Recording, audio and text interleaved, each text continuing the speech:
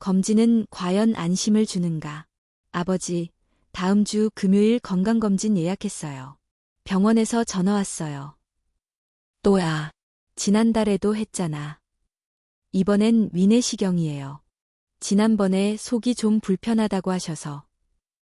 나는 아버지 윤병철님을 병원에 모시고 가기 위해 연차를 냈다. 어머니 김혜숙님도 함께 오셨다.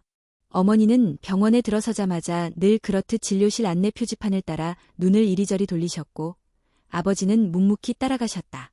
나는 늘 철저한 건강관리는 효도라고 믿어왔다. 건강검진을 미루는 건 나태이고 부모님을 방치하는 것이라 여겼다.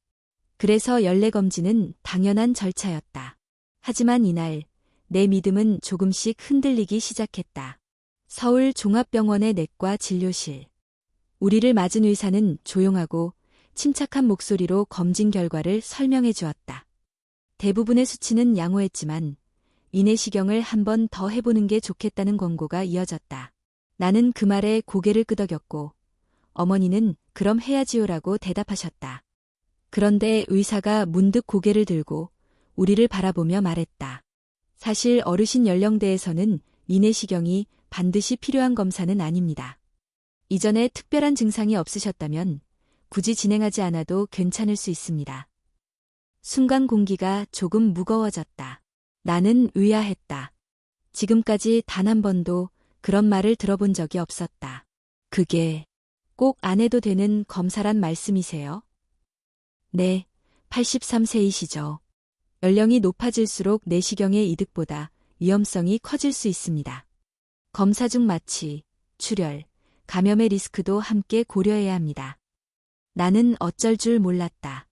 지금까지 우리는 검진을 많이 받을수록 좋다고 믿어왔다. 병을 조기에 발견하고 대비하는 것이 최선이라 여겼다. 그런데 지금 전문의가 하지 않아도 괜찮다고 말하고 있는 것이다. 병원을 나오면서 아버지는 조용히 내게 물으셨다. 지연아, 나 위내시경 안 해도 되는 거냐? 나는 답하지 못했다. 며칠 뒤 어머니가 오밀한 이모님 이야기를 꺼내셨다. 미란 언니 알지? 지난달에 췌장 검사 받다가 입원했대. 혈액 수치가 좀 이상해서 조직 검사했는데 검사 후에 감염돼서 2주 입원했어. 결국 아무 이상 없었대. 괜히 겁만 먹고 고생만 했지 뭐야. 그 순간 내 머릿속에 불현듯 스쳐간 말. 건강검진이 우리 부모님의 생명을 지켜주는 게 아니라 갉아먹고 있는 건 아닐까? 이건 단순한 사례가 아닐 수도 있다는 생각이 들었다. 과연 우리 부모님께 필요한 검사는 무엇일까? 그리고 우리는 지금까지 몇 번이나 불필요한 검사를 의심 없이 받아왔던 걸까? 하버드 의과대학의 한 연구가 떠올랐다. 70세 이상 고령자 중 무려 68%가 실제로는 불필요한 검진을 받고 있다는 통계였다. 이들은 그로 인해 부정확한 진단을 받고 필요 없는 치료와 약물에 노출되며 결과적으로 삶의 질이 하락한다고 경고했다. 그동안 나는 정기검진은 어르신 건강의 방패라고 굳게 믿어왔다. 하지만 그 믿음이 과연 지금도 옳은가? 검사는 분명 병을 조기에 발견할 수 있다. 그러나 나이 들수록 조기 발견이라는 개념 자체가 달라진다. 어떤 병은 치료해도 삶의 질을 떨어뜨릴 수 있고 어떤 진단은 불안만 키울 뿐 의미 없는 경우도 있다. 게다가 노인의 몸은 젊은 사람과 다르다. 혈압, 콜레스테롤, 혈당 수치도 달라야 한다. 하지만 대부분의 검진 기준은 30에서 40대 건강한 성인을 기준으로 설정되어 있다. 80세 노인에게 그 기준을 그대로 적용한다는 것이 과연 타당한가? 나는 어릴 적부터 검진을 받는 아버지 모습을 보며 자랐다. 그때는 그런 모습을 보며 우리 아버지는 자기관리가 철저하신 분이라고 생각했다. 하지만 지금은 다르다. 검진이 단순한 책임감이 아니라 병을 부르는 스트레스가 될 수도 있다는 사실을 깨닫고 있다. 며칠 후 나는 인터넷 커뮤니티와 건강 포럼을 뒤지기 시작했다. 생각보다 많은 사람들이 비슷한 경험을 하고 있었다. 어떤 이는 불필요한 MRI 검사 때문에 척추에 이상이 있다는 오진을 받았고 이후 수술까지 했지만 실제로는 필요 없었던 것이었다. 또 다른 이는 유방암 정밀 검진에서 의심소견이라는 말 한마디에 몇 주간 불면증에 시달렸다. 결국 아무 문제 없었지만 그 과정에서 삶의 균형은 무너졌다고 했다. 이쯤에서 나는 깨달았다. 검진은 무조건적인 정답이 아니다. 특히 나이 들수록 선택이 중요하다. 그날 이후 나는 달라지기 시작했다. 검진 항목을 정리하고 아버지와 함께 정말 필요한 검사만 받기 위한 계획을 짜보기로 했다. 불안해서 받는 검진이 아닌 내 부모의 삶을 더 편안하게 해줄 수 있는 검진을 찾아보기로 결심했다. 그리고 이야기를 당신과 나누기로 했다. 왜냐하면 이 질문은 결국 우리 모두에게 돌아오게 되어 있기 때문이다. 나는 무엇을 위해 검진을 받고 있는가? 이 검사가 정말 내 삶을 더 나아지게 만들어줄 수 있는가? 그 질문에서 이야기의 문이 열린다. 우리가 검진을 받는 이유는 단 하나다. 건강을 지키기 위해서. 하지만 그 단순한 명제가 나이가 들수록 달라질 수 있다는 사실을 아는 사람은 많지 않다. 아버지를 위한 검사를 정리하며 나는 관련된 자료들을 찾아보기 시작했다. 병원 홈페이지, 국민건강보험공단 안내서, 그리고 해외 논문들까지. 그러던 중 하버드 의과대학에서 발표한 한 보고서가 눈에 들어왔다. 보고서는 이렇게 시작한다. 70세 이상의 고령자 중 68%가 실제로는 임상적으로 불필요한 검진을 받고 있다. 그 문장을 읽는 순간 숨이 멎는 것 같았다.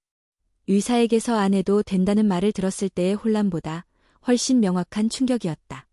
보고서는 왜 그렇게 말했을까? 그 근거는 명확했다. 첫째, 기준의 문제. 현대의 대부분의 건강검진 항목은 30대 또는 40대 성인을 기준으로 설계되어 있다. 그 기준을 바탕으로 정상 범위와 위험 경고 수치를 설정한다.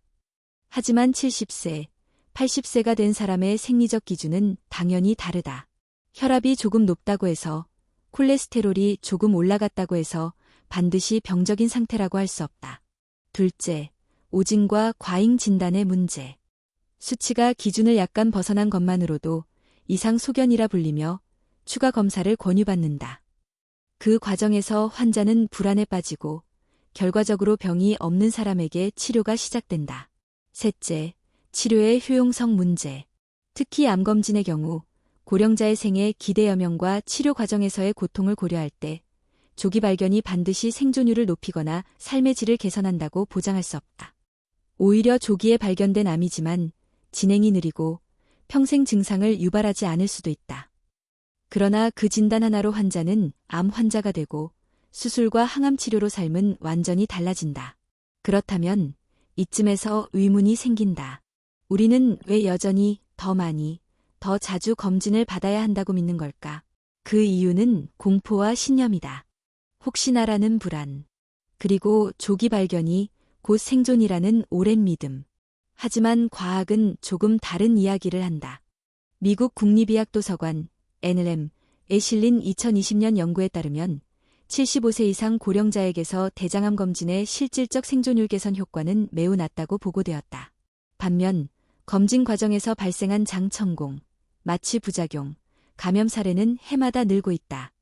대한민국 건강보험심사평가원이 2022년 자료를 보면 80세 이상 대장 내시경 검사 건수는 10년 전보다 3배 가까이 증가했다. 그러나 해당 연령에서의 암 발견률은 증가하지 않았다. 대신 검사 후 합병증으로 입원하거나 추가 비용이 발생한 사례가 급증했다. 이쯤 되면 우리는 묻게 된다. 우리는 정말 필요한 검사를 받고 있는 걸까? 아니면 아무도 멈추지 못하는 시스템 속에서 자동적으로 끌려가고 있는 걸까? 건강검진은 어느새 안전을 위한 것이 아니라 불안을 해소하기 위한 절차로 변질되고 있다. 의사들도 사실 알고 있다. 하지만 명확히 말하지 않는다. 왜냐하면 환자가 원하기 때문이다. 그리고 환자의 가족들이 묻는다. 이 검사 안 하면 혹시 문제가 생기지 않을까요? 의료인은 그 질문 앞에서 침묵하거나 때론 무난한 길을 선택한다. 일단 검사를 해보자는 말이 무책임하게 들릴 수도 있지만 책임을 피해가는 방식이기도 하다. 그 결과 매년 수백만 명의 고령자가 불필요한 검사를 받고 때론 의미 없는 치료를 받는다. 삶의 마지막 시기가 병원과 검사실, 그리고 약 봉지 사이에서 흘러간다. 나는 다시 아버지를 떠올렸다. 그는 한 번도 자신의 검사가 불필요하다고 의심한 적이 없다. 오히려 늘 감사했다. 병원에서 잘 챙겨주니까 든든하다고 말하셨다. 하지만 정작 중요한 건 그런 안심이 아니었다. 정말로 그 검사가 필요했는가?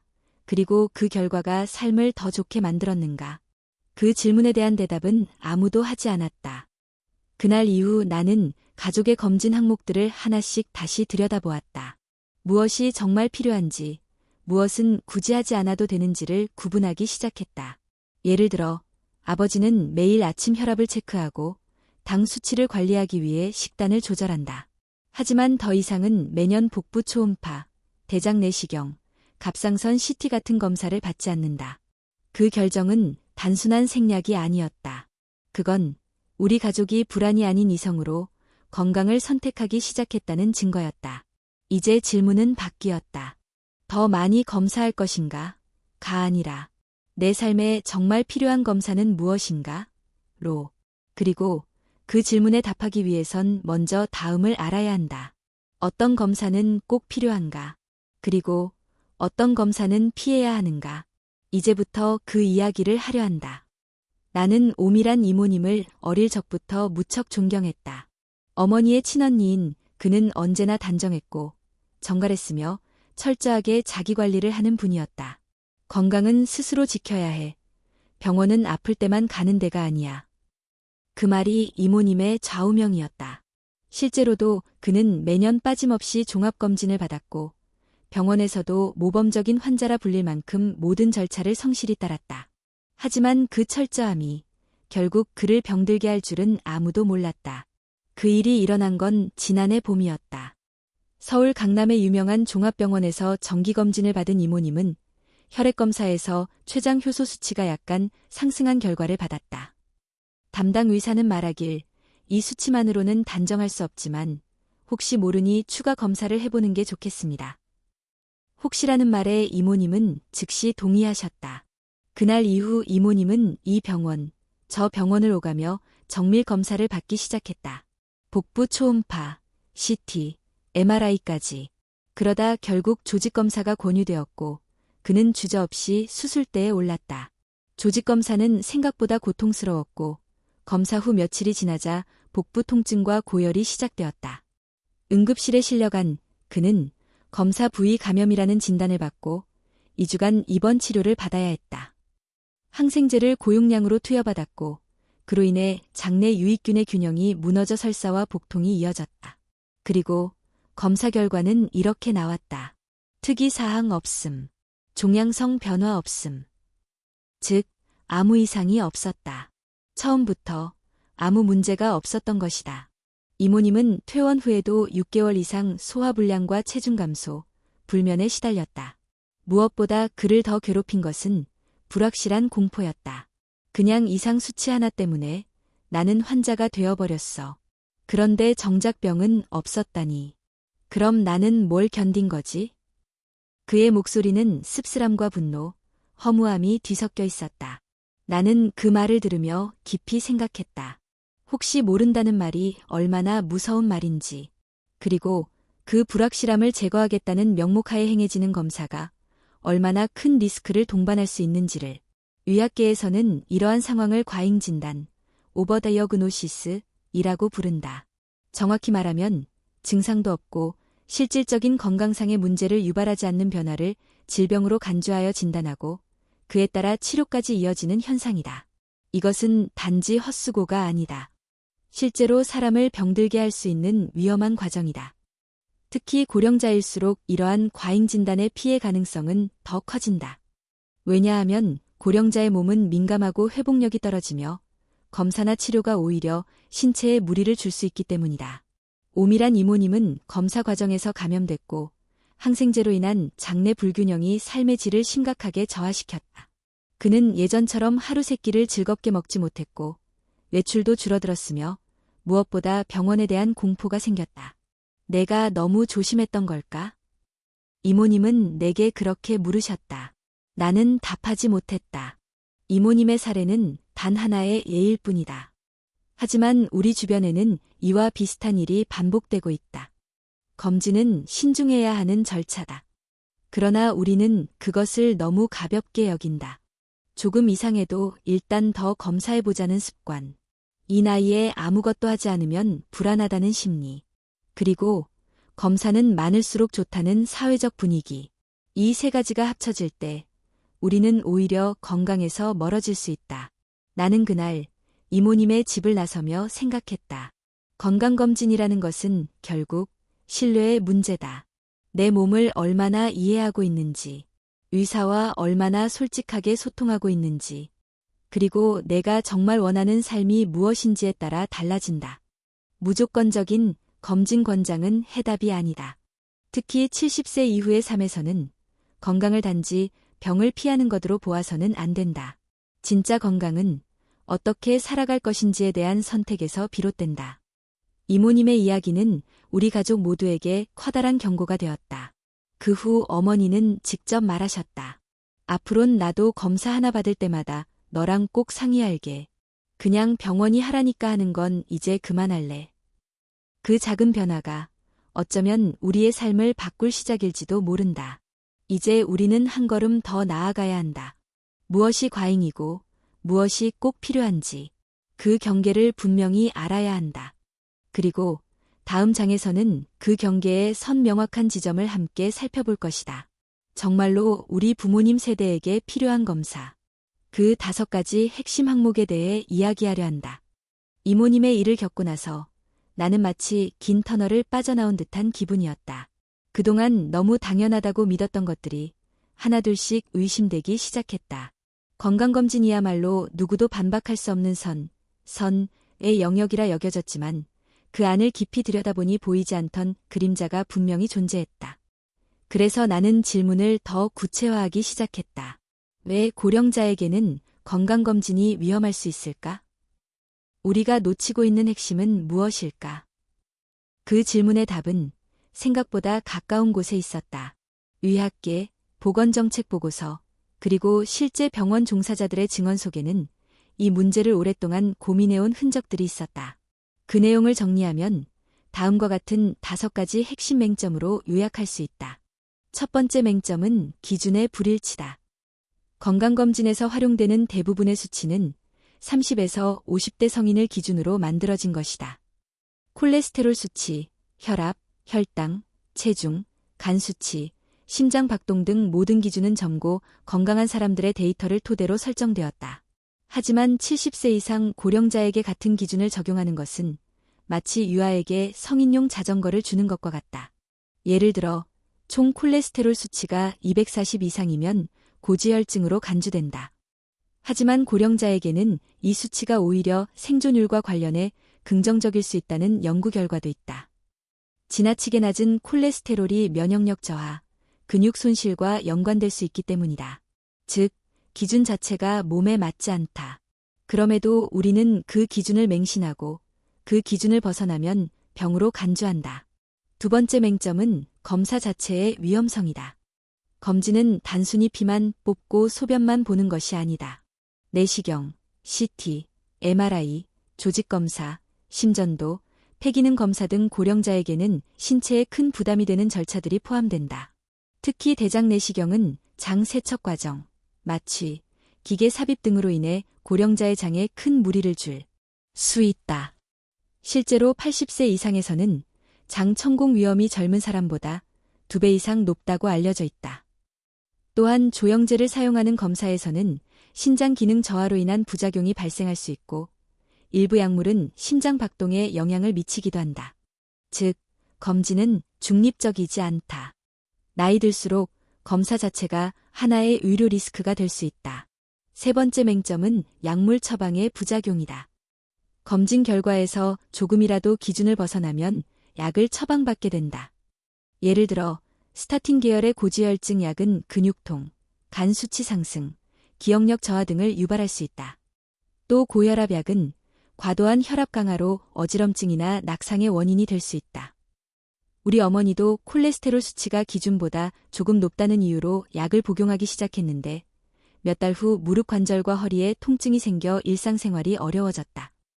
복용을 중단하고 식단을 조절하자 상태가 호전되었다. 수치 하나에 묶여 약을 평생 복용하게 되는 것은 정말 현명한 선택일까? 몸은 단순한 숫자가 아니며 약은 그저 숫자를 조절하는 도구가 아니다. 네 번째 맹점은 경제적 부담이다. 건강검진은 대부분 보험이 적용되지만 추가 검사와 정밀검사, 약물치료, 외래 방문은 비용이 빠르게 누적된다. MRI, PET-CT, 심장 초음파 등은 수십만 원 이상이 들고 사설병원의 경우 검사 항목을 늘리는 식으로 수익을 창출한다. 내 지인의 아버지는 1년 동안 6차례 검사를 받았고 총 진료비로 약 400만 원을 지출했다. 그 비용은 원래 가족 여행을 계획하며 모아둔 예산이었다. 결국 검진을 통해 얻은 건 건강이 아니라 포기한 여유였다. 다섯 번째 맹점은 심리적 스트레스다. 혹시라는 두 글자는 생각보다 강력하다. 혹시 암일 수도 있습니다. 이 수치는 정상이긴 한데 좀 더 들여다볼 필요가 있습니다. 이런 말은 고령자에게 병을 선고하는 것처럼 느껴진다. 결과가 나오기까지 불면, 식욕 저하, 우울감, 불안은 일상화되고 나는 병에 걸린 것이 아닐까라는 의심은 몸 전체를 지배한다. 그 결과 실제로 면역력이 떨어지고 진짜 질병에 취약해진다. 심장은 숫자보다 감정에 더 민감하게 반응하는 기관이다. 이처럼 건강검진은 때로 건강을 위협할 수도 있다. 그래서 우리는 무조건적인 검진이 아니라 선택적이고 맞춤형인 검진을 고민해야 한다. 어떤 기준으로, 어떤 몸에, 어떤 삶을 위한 검사인지. 이제 중요한 질문은 바뀌었다. 이 검사를 받아야 하나요? 에서 이 검사가 정말 나에게 필요한가요? 로. 그리고 그 질문에 답하려면 정말로 필요한 검사는 무엇인지 아는 것이 먼저다. 다음 장에서는 그것을 이야기하려 한다. 70세 이후 삶의 질을 지키는데 반드시 필요한 5가지 핵심 검사. 그것만으로도 충분할 수 있다. 건강을 지키는 것과 찾아내는 것의 차이를 이제부터 본격적으로 들여다보자. 지금까지 살펴본 5가지 맹점은 우리에게 중요한 결론을 남긴다. 건강검진은 많을수록 좋은 것이 아니라 잘 선택된 소수가 진짜 효과적이라는 것이다. 그렇다면 70세 이후 정말로 삶의 질을 지키기 위해 꼭 필요한 검사는 무엇일까? 의학계와 노인 전문 내과의 권고, 그리고 실질적인 환자 사례들을 바탕으로 다음의 5가지 검사는 반드시 고려해야 한다. 그것은 단지 병을 찾기 위한 검사가 아니라 노년기 삶을 안전하고 풍요롭게 유지하기 위한 생활 기반 점검에 가깝다. 첫 번째는 혈압 측정이다. 고혈압은 조용한 살인자라 불린다. 증상이 거의 없기 때문에 본인이 인지하지 못한 채 수년간 방치되다가 어느 날 뇌졸중이나 심근경색으로 이어진다. 특히 70세 이후에는 혈관의 탄력이 감소하고 자율신경 조절 기능이 약해져 혈압이 쉽게 변동된다. 이 때문에 정기적인 병원 측정 외에도 가정용 혈압계를 통한 매일의 체크가 중요하다. 우리 아버지도 매일 아침 식사 전 혈압을 잰다. 처음엔 귀찮아하셨지만 지금은 오히려 숫자를 통해 자신의 상태를 가늠하는 데 익숙해지셨다. 오늘은 좀 높네. 어제 늦게 잤더니 그런가? 자신의 몸을 이해하는 언어가 숫자로 변한 것이다. 두 번째는 당뇨병 검사다. 당뇨는 만성질환 중에서도 가장 다양한 합병증을 유발하는 병이다. 특히 시력 저하, 신장 기능 저하, 신경병증, 발궤양 등은 노년기의 자율성을 심각하게 훼손할 수 있다. 하지만 다행히도 당뇨는 초기 발견과 생활습관 개선만으로도 충분히 조절 가능한 질환이다. 단순한 공복 혈당뿐 아니라 당화혈색소, HbA1c, 검사까지 포함하여 정기적으로 체크하는 것이 중요하다. 우리 동네에 사는 김할아버지는 75세 때 당뇨 판정을 받았다. 그는 약 대신 매일 30분 걷기와 식단 조절을 선택했고 1년이 지나지 않아 약 없이도 정상 수치를 회복했다. 그는 말했다. 오히려 당뇨가 내 생활을 바꾸는 계기가 되었어. 덕분에 더 규칙적으로 살게 됐지. 세 번째는 골밀도 검사다. 특히 폐경 이후 여성의 경우 급격한 뼈 손실이 발생하며 골다공증의 위험이 급증한다. 뼈가 약해지면 작은 충격에도 쉽게 골절되고 이로 인해 침상 생활이 길어지면 치매, 우울증, 근육 위축 등 2차 문제로 이어진다. 어머니는 67세에 골다공증 진단을 받았다. 그 이후 칼슘과 비타민 D를 꾸준히 복용하고 햇볕 아래 산책하는 습관을 들이셨다. 78세가 된 지금도 계단을 오르내리는데 문제가 없다. 예방은 치료보다 강하다. 네 번째는 청력과 시력 검사다. 감각기관은 나이가 들수록 점진적으로 약해진다. 문제는 그것이 단순한 기능 저하로 끝나지 않는다는 데 있다. 청력이 떨어지면 대화가 줄고 외부 자극과의 연결이 끊기며 이는 우울감과 사회적 고립으로 이어진다. 시력 또한 마찬가지다. 독서, 글쓰기, 요리, 외출 등 모든 일상 활동에서의 만족도를 결정짓는 중요한 요소다.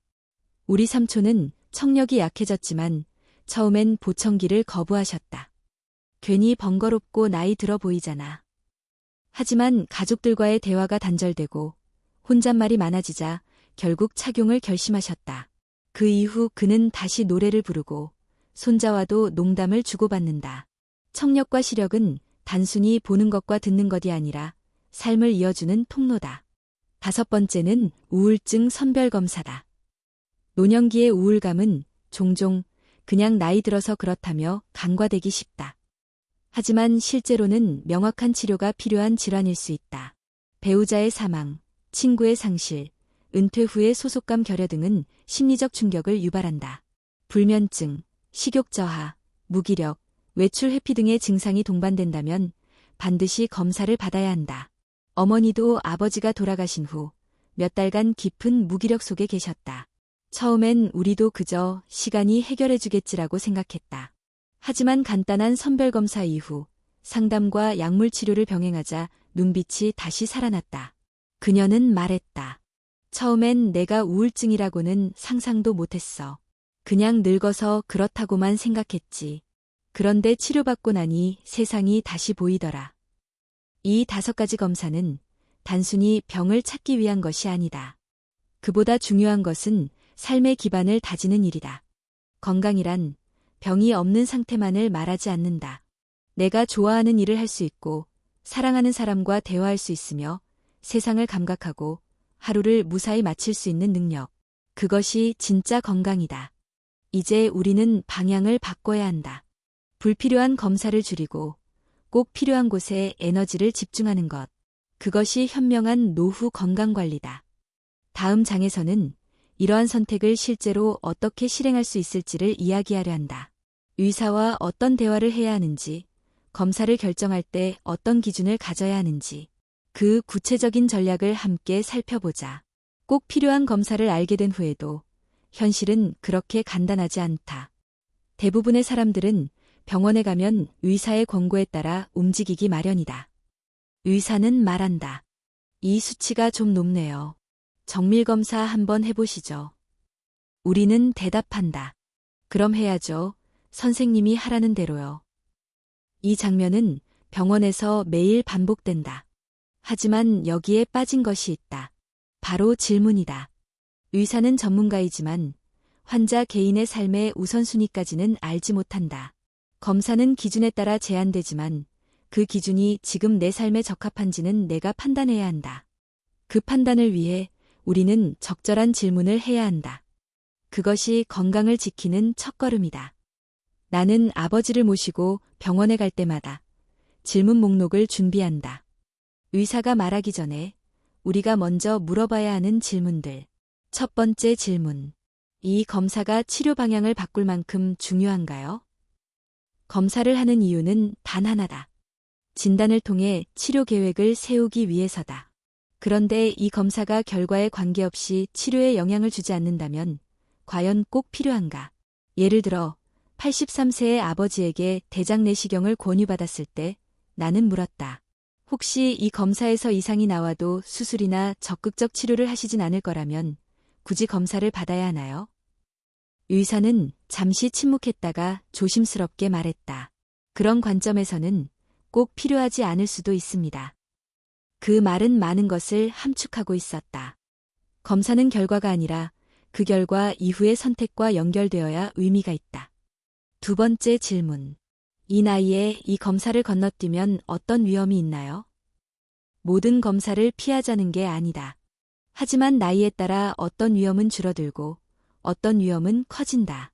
70세 이후에는 암보다 낙상이 더 흔한 사망 원인이며 고혈압과 당뇨의 관리가 더 큰 영향을 준다. 검사를 피해서 생길 수 있는 최악의 경우를 묻는 것은 중요한 기준이 된다. 의사 역시 그 질문을 받으면 검사의 필요성을 더 명확하게 설명하게 된다. 세 번째 질문. 검사에 따른 부작용이나 위험성은 어떤 게 있나요? 검진은 중립적인 절차가 아니다. 특히 고령자는 마취, 조영제, 침습적 검사에서 큰 부담을 받을 수 있다. 그 과정에서의 합병증 가능성도 무시할 수 없다.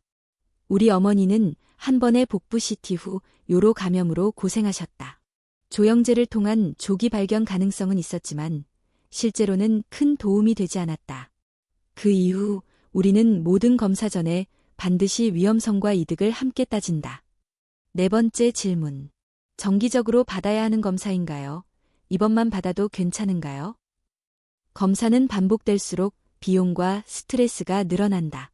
특히 실질적인 변화가 없는 경우 굳이 매년 반복할 필요가 없는 검사도 있다. 예를 들어 골밀도 검사는 뼈 건강에 큰 변화가 없을 경우 2에서 3년에 한 번으로도 충분하다. 정기 검진이라는 이름 아래 무의미하게 반복되는 절차를 줄이는 것만으로도 삶의 여유가 생긴다. 다섯 번째 질문. 이 검사를 지금 하지 않고 미뤄도 괜찮을까요? 유료는 긴급성과 중요도의 균형이 필요하다. 모든 검사가 지금 당장 필요한 것은 아니다. 건강 상태가 안정적이고 특별한 증상이 없다면 일부 검사는 다음 방문으로 미루거나 관찰 후 결정해도 된다. 의사와의 대화는 신뢰를 기반으로 하되 일방적인 수용이 아닌 상방적 소통이어야 한다. 그리고 그 중심에 서야 할 사람은 바로 환자 자신이다. 의사들은 오히려 이런 질문을 반가워한다. 의료 현장에서 수많은 환자들이 아무런 질문 없이 수동적으로 움직이는 것을 보며 오히려 의료 소비자 스스로의 판단력 부족을 안타까워하는 이들도 많다. 실제로 내가 만난 정민석 내과 전문의는 이렇게 말했다. 검진을 많이 받는 것보다 본인이 어떤 검사가 왜 필요한지를 이해하는 환자가 훨씬 건강하게 오래 삽니다. 그는 환자에게 늘 질문지를 나눠준다고 했다. 이 검사를 받고 싶은 이유는 무엇인가요? 결과가 당신의 삶을 어떻게 바꿀 수 있나요? 그런 질문을 스스로 던지게 만드는 것이 진짜 건강검진이라는 것이다. 이 말을 듣고 나는 생각이 완전히 바뀌었다. 건강을 지키기 위한 주도권은 병원이 아니라 환자 개인의 깊이 있는 질문에 있다는 것을 깨달았다. 그 후로 우리 가족은 어떤 검사든 일단 해보자는 식으로 접근하지 않는다. 반드시 가족 간 상의 후 의료진과 충분히 대화한 후 결정한다. 그 변화는 작은 것부터 시작되었다. 어머니는 이제 검사하래서 그냥 했어 라는 말을 하지 않는다. 대신 이렇게 말한다. 이번 검사는 이러이러한 이유로 내가 선택한 거야. 그 한마디에서 나는 건강의 진짜 의미를 느꼈다. 스스로 판단하고 스스로 선택하는 건강관리. 그것이야말로 의료를 신뢰하면서도 의존하지 않는 성숙한 태도이고 진정한 예방이다. 이제 우리는 한 걸음 더 나아갈 수 있다. 검사를 줄이는 대신 삶의 방식 자체를 바꾸는 것. 그것이야말로 노년기 건강의 핵심이다. 다음 장에서는 건강검진보다 훨씬 더 중요한 생활 습관에 대해 이야기할 것이다. 걷기, 식사, 수면, 수분 섭취, 그리고 일상의 리듬. 그 작은 습관들이 어떻게 건강을 결정짓는지를 함께 살펴보자. 검진을 아무리 잘 선택해도 결국 그것은 측정일 뿐이다. 건강을 지키는 힘은 병원에서 오지 않는다. 진짜 건강은 집안, 식탁 위, 침대 옆, 그리고 신발 아래에서 시작된다. 의사 정민석 선생님은 말했다. 70세 이후에는 건강검진보다 생활습관이 더 중요합니다. 나는 그 말이 과장이라고 생각했다. 하지만 부모님을 곁에서 지켜보며 점차 그 말의 무게를 실감하게 되었다. 우선, 걷기다. 운동이 중요하다는 말은 누구나 안다. 하지만 고령자의 경우 무리한 운동은 오히려 해가 된다. 가장 안전하면서도 효과적인 운동은 걷기다. 걷기는 심폐 기능을 유지하고 혈당과 혈압을 안정시키며 기분까지 전환시켜준다. 우리 아버지는 10년 넘게 매일 아침 30분씩 걸으신다. 공원 한 바퀴를 돌며 햇살을 받고 낙엽을 밟고 이웃 어르신들과 인사를 나눈다.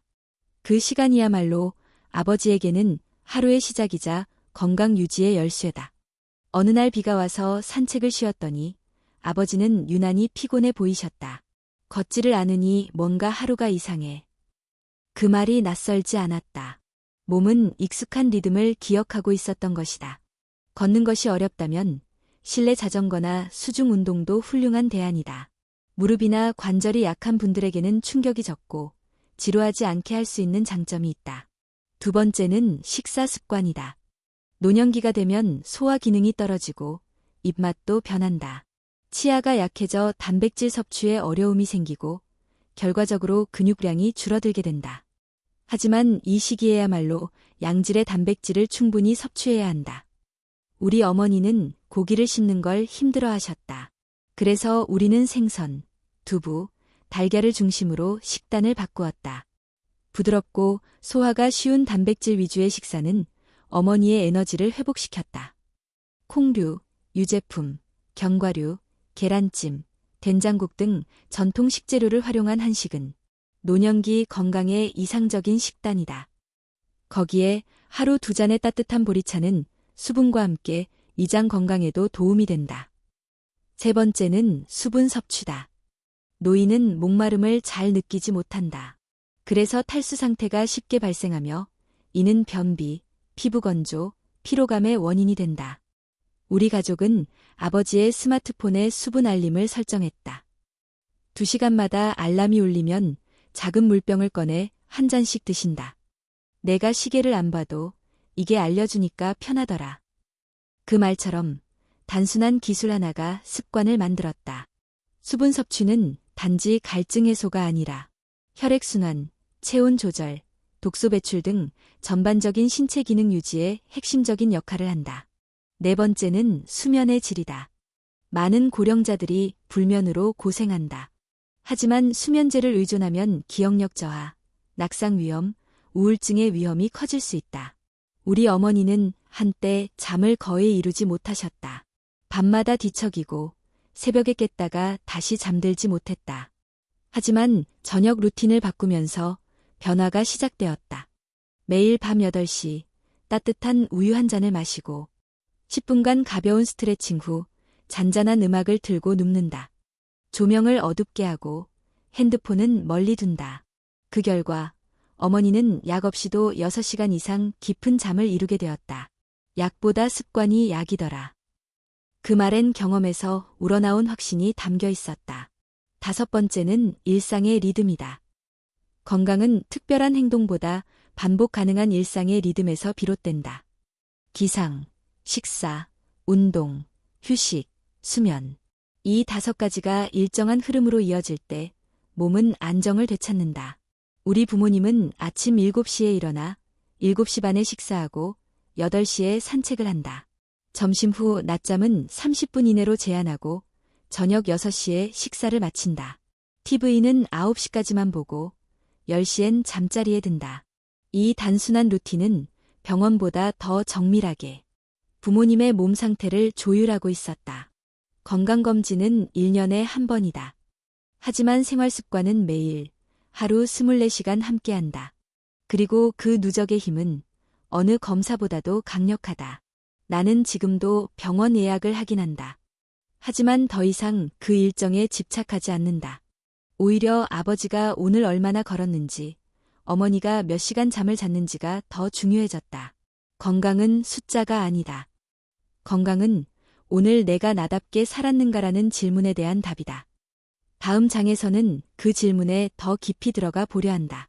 단지 몸만이 아니라 마음과 사람 사이의 연결이 얼마나 건강에 중요한지를 이야기하려 한다. 외로움, 단절, 무기력이란 병에 대처하는 방법. 그 해답은 병원이 아닌 공동체와 관계 속에 있다.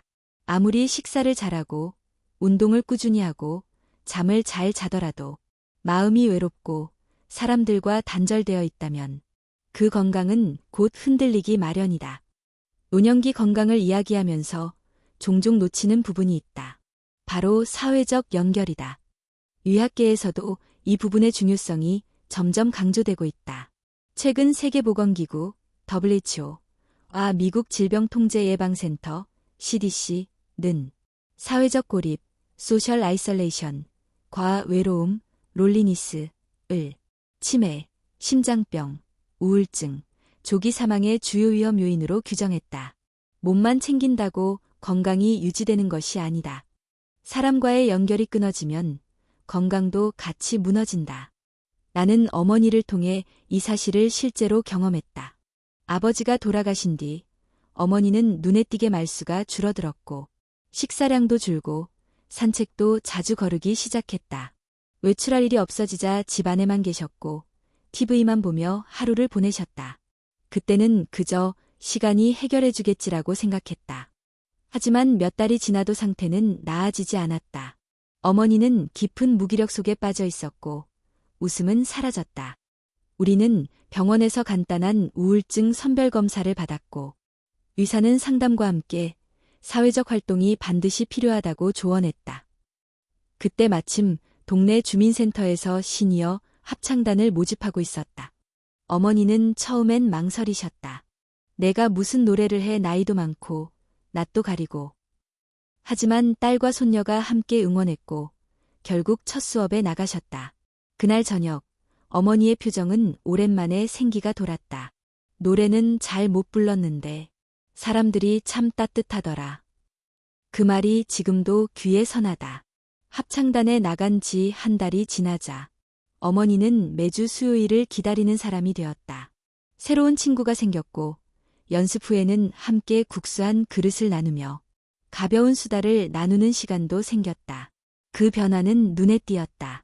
식사량이 늘고 표정이 밝아지고 몸을 움직이는 빈도도 자연스럽게 많아졌다. 오늘 노래 너무 못했어. 라는 투정 속에도 웃음이 섞여 있었다.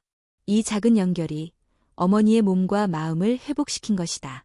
이처럼 사람과 사람 사이의 연결은 어떤 보충제보다 강력한 건강 자원이 된다. 삼촌은 퇴직 후 특별한 활동이 없었다. 아내와도 대화가 줄었고 스마트폰만 들여다보는 시간이 늘었다. 하루에 말하는 단어 수가 신개도 안 될 정도였다. 가족들은 그의 표정에서 무기력함을 느끼기 시작했다. 그런 삼촌을 위해 우리는 동네 바둑 모임을 권했다. 예전부터 바둑을 좋아하셨던 그가 다시 흥미를 가질 수 있을 것 같았기 때문이다. 처음엔 꺼리셨지만 한 번 나간 이후 매주 수요일마다 모임에 참석하기 시작했다. 그는 다시 활기를 되찾았고 집에서도 손주에게 바둑을 가르쳐주며 웃음을 보이기 시작했다. 이렇듯 노년기 건강을 지키는 데 있어 관계, 대화, 연결, 소속감은 절대적인 요소다. 의사들은 말한다. 규칙적인 사회활동을 하는 노인은 그렇지 않은 노인보다 우울증 발병률이 절반 이상 낮고 치매 발생 위험도 현저히 줄어든다. 그렇다면 우리는 어떻게 이 연결을 회복할 수 있을까?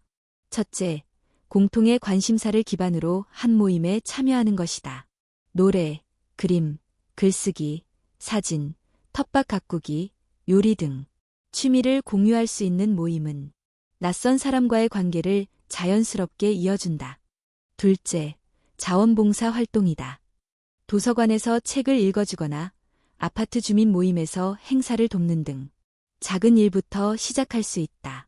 내가 누군가에게 필요한 사람이라는 감각은 강력한 심리적 자존감의 원천이 된다. 셋째, 가족 간의 정기적인 소통이다. 자녀가 바쁘다는 이유로 어르신과의 대화가 줄어들면 자연스럽게 외로움이 깊어진다. 주 1회 영상통화, 매일 문자 한 줄이 노인의 일상에 의미 있는 자극이 될 수 있다. 우리 가족은 매주 토요일 저녁을 3대가 함께 식사하는 날로 정했다. 별다른 대화가 없어도 그 시간이 반복되면서 부모님에게는 삶의 중심이 생겼다. 어머니는 말했다. 매주 기다리는 일이 있다는 게 얼마나 좋은지 몰라. 그 말이 나를 울컥하게 했다. 노년기는 잃어가는 시기가 아니다. 다시 연결되고 다시 의미를 찾는 시기일 수 있다. 우리가 그 연결을 도와줄 수 있다면 그것이야말로 최고의 건강 선물이다. 다음 장에서는 그 의미를 더 깊이 탐색해 보려 한다. 단순한 수치나 기준이 아닌 내가 진짜 원하는 삶의 방식은 무엇인가? 내가 남은 시간에 하고 싶은 일, 남기고 싶은 것, 지키고 싶은 사람들. 건강이란 결국 별표 그 모든 것을 할 수 있는 힘 별표이다. 나는 긴 생명보다 깊은 시간을 원했어. 제주도에 사는 조동우 어르신이 내게 했던 말이다. 그는 아버지의 대학 동기였고 가족처럼 오랜 인연을 이어온 분이었다. 88세의 나이에 여전히 활기차고 산책을 즐기며 손자와 글씨 연습을 하는 모습을 보면 나이는 단지 숫자에 불과하다는 말이 실감날 정도였다. 그러던 어느 날 그가 대장암 진단을 받았다는 소식을 들었다. 정기적인 건강검진을 받던 중 내시경에서 이상 병변이 발견되었고 정밀 검사 결과 초기지만 수술이 필요하다는 진단이었다. 병원에서는 가능한 한 빨리 절제 수술을 받을 것을 권유했다.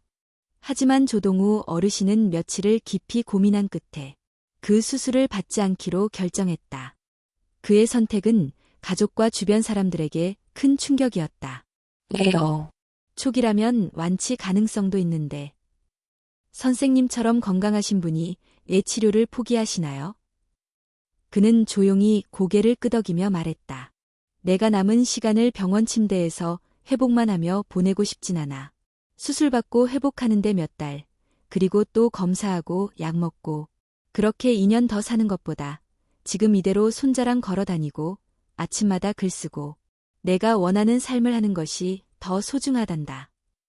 그의 말에는 단호함과 평온함이 동시에 담겨 있었다. 나는 놀라움과 함께 깊은 존경을 느꼈다. 그는 단순히 치료를 거부한 것이 아니라 삶의 우선순위를 분명히 정한 선택을 한 것이었다. 그날 이후 그는 매일 오전 8시에 일어나 동네 아이들과 인사했고 오후에는 손자와 함께 한자 쓰기를 하며 시간을 보냈다. 매주 일요일엔 글을 쓰고 손으로 편지를 써서 지인들에게 보냈다. 남은 시간이라는 단어 대신 내 시간이라는 표현을 썼다. 그는 그렇게 자신의 삶을 지휘했다. 2년이 조금 지난 후 병은 조금씩 진행되었고 그는 고통을 완화하는 약물 치료를 받으며 조용히 삶을 마무리해갔다. 그의 마지막 날 가족들은 함께 그의 글을 낭독하며 배웅했다. 그 누구도 눈물을 참지 않았지만 그곳에는 슬픔보다 감사와 존엄이 흐르고 있었다. 나는 그분의 선택을 통해 깨달았다. 건강이란 단지 생존이 아니라 내가 원하는 삶을 지속할 수 있는 힘이라는 것. 병을 이기는 것이 아니라 병이 있더라도 삶의 중심을 잃지 않는 것. 그것이 진짜 건강이라는 사실을. 이 깨달음은 나와 내 가족의 태도도 바꾸었다. 어머니는 어느 날 이렇게 말했다. 나도 이제 무조건 병원만 믿지 않을래. 내가 내 삶을 더 잘하니까. 내가 아픈 게 아니라 내 시간이 소중한 거야. 그 말은 의학적인 지식보다 훨씬 강한 울림이 있었다. 우리는 늘 어떻게 오래 살 것인가를 고민해왔지만 이제는 어떻게 잘 살 것인가라는 질문이 더 중요하다는 걸 느낀다. 건강검진은 병을 찾기 위한 도구이지만 삶의 의미는 어떤 병이 없느냐가 아니라 어떤 관계를 맺고 어떤 일을 하며 어떤 하루를 보내느냐로부터 온다. 나는 건강에 대한 정의를 이렇게 새로 정리해보았다. 건강이란 손자를 안아줄 수 있는 힘이고 정원을 가꿀 수 있는 기쁨이며 오랜 친구와 커피를 마시며 웃을 수 있는 여유다. 병을 피하는 것보다 내가 사랑하는 일을 계속할 수 있는 능력. 그것이 진정한 건강이다. 조동우 어르신의 마지막 편지에는 이런 문장이 적혀 있었다. 나는 내 삶을 내가 선택한 방식으로 살았기에 후회는 없다. 그 글을 읽으며 나는 생각했다. 우리 모두는 언젠가 병원을 떠나야 할 순간이 온다. 하지만 그날까지 스스로의 삶을 선택하고 스스로의 기쁨을 누리고 스스로의 시간을 지켜내는 것. 그것이 삶의 마지막까지 건강할 수 있는 유일한 길이 아닐까. 다음 장에서는 이 모든 이야기를 정리하며 당신이 앞으로 건강을 어떻게 바라보고 선택해야 할지에 대한 작지만 강한 메시지를 전하려 한다. 검진보다 더 중요한 것, 병보다 더 강한 것. 그것은 바로 당신이 원하는 삶의 방식이다. 지금까지 우리는 한 가지 질문을 따라 이 여정을 걸어왔다. 70세 이후 건강을 어떻게 지켜야 하는가? 그 질문은 처음엔 단순한 궁금증이었다. 검사를 많이 받는 게 좋을까? 어떤 검사가 필요하고 어떤 검사는 피해야 할까? 의사의 말을 어떻게 받아들여야 할까? 그러나 이 여정이 끝에 다다를수록 그 질문은 더 깊은 곳을 향하고 있었다. 나는 어떤 삶을 원하는가? 무엇이 나에게 진짜 건강인가? 검진은 단지 시작이었다. 그 속에서 우리는 삶의 우선순위를 다시 살펴보았고, 병의 유무보다 중요한 것이 있다는 것을 배웠다. 몸만이 아니라 마음과 관계, 습관과 목적, 그 모든 것이 어우러질 때 비로소 우리는 건강하다고 말할 수 있다. 아버지를 병원에 모시고 다니던 나는 이제 아버지의 일상을 함께 설계하는 사람이 되었다. 어머니와 함께 검사를 고르고 식사를 준비하고 때로는 가족 앨범을 펼쳐 지난 이야기를 꺼내보며 웃음을 나눈다. 그 어떤 검사 결과보다 소중한 것은 바로 이 시간, 이 관계, 이 느낌이다. 건강은 숫자로 측정할 수 없다. 건강이란 걱정 없이 잠드는 밤이고 좋아하는 사람과 나누는 웃음이고 내가 오늘 하루를 충실히 살아냈다는 만족감이다. 그래서 나는 이 이야기를 마치며 당신에게 몇 가지 질문을 남기고 싶다. 당신은 지금 어떤 검사를 앞두고 있는가? 그 검사는 당신의 삶을 더 나아지게 만들 것인가? 혹은 단지 불안을 잠재우기 위한 선택일 뿐인가? 당신은 지금 어떤 건강을 추구하고 있는가? 병이 없는 몸인가? 아니면 내가 원하는 삶을 살아낼 수 있는 힘인가? 어쩌면 그 답은 숫자 속에 있지 않을지 모른다. 혈압, 혈당, 체중, 콜레스테롤이 아니라 하루에 몇 번 웃었는지, 얼마나 자주 누군가와 대화를 나눴는지, 며칠 만에 햇살을 쬐었는지가 더 정확한 지표일 수도 있다. 그렇다면 건강을 위해 우리가 해야 할 일은 명확하다. 불필요한 검사를 줄이고 삶을 지키는 선택을 늘리는 것. 병을 막기 위해 모든 것을 희생하는 것이 아니라 삶을 누리기 위해 현명하게 대비하는 것. 그 가운데 반드시 필요한 검사는 물론 존재한다. 혈압, 당뇨, 골밀도, 감각기능, 정신건강. 하지만 그것마저도 삶을 더 잘 살기 위한 수단이어야 한다. 나는 이야기를 통해 의학을 거부하자는 것이 아니다. 의학을 나의 삶에 맞게 해석하고 활용하는 법을 이야기하고 싶었다. 의사의 권유를 무조건 따르거나 반대로 모든 검사를 거부하는 것이 아니라 내가 어떤 인생을 살고 싶은지를 먼저 생각한 다음 그에 맞게 검진과 치료를 조율하는 것. 그것이야말로 성숙한 건강관리다. 그리고 그 시작은 아주 단순한 변화에서 온다. 매일 한 번 더 걷는 것. 매끼 식사에 단백질을 조금 더 챙기는 것. 저녁엔 휴대폰 대신 라디오를 듣는 것. 일주일에 한 번 친구에게 전화를 거는 것. 그리고 하루에 한 번 스스로에게 이렇게 묻는 것. 오늘 나는 나답게 살았는가? 나는 어머니가 가장 건강해 보였던 순간을 기억한다. 합창단 연습을 마치고 돌아온 날. 땀을 흘리며 웃는 얼굴로 이렇게 말하셨다. 오늘 노래는 엉망이었지만 진짜 기분은 최고였어. 그 말 속에 삶의 에너지가 넘쳤다. 그것이 바로 건강이다. 또 나는 조동우 어르신이 손자에게 남긴 글고도 잊지 못한다.